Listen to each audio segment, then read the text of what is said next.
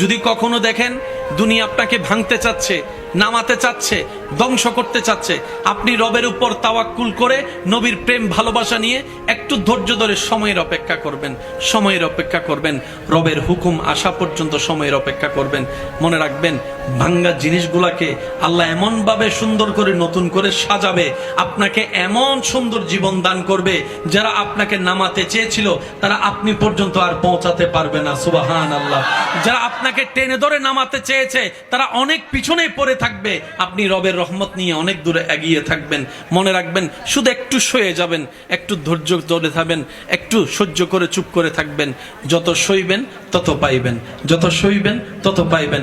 কোনো আফসোস নাই, কোনো আপত্তি নাই, কোনো হা হুতাশ নাই। রবকে শুধু এতটুকু বলবেন যখনই মন খারাপ হবে, সিজদায় মাথাটা ঝুঁকিয়ে, ইয়া রব, আমি যা পেয়েছি কোনো কিছু পাওয়ার যোগ্যতা আমার কাছেই নেই, সব তুমি দয়া করে দান করেছো, সব তুমি দয়া করে দান করেছো।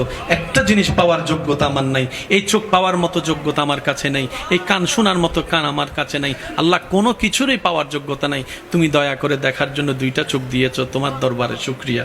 সুবহানাল্লাহ। তুমি শোনার জন্য দুইটা কান দিয়েছো রব, তোমার দরবারে শুকরিয়া। কিভাবে শুকরিয়া আদায় করবো রব? আমার কাছে ভাষা নাই। হাজার গুনাহ করেছি, তুমি রিজিক বন্ধ করে দাও নাই। ফজরের নামাজ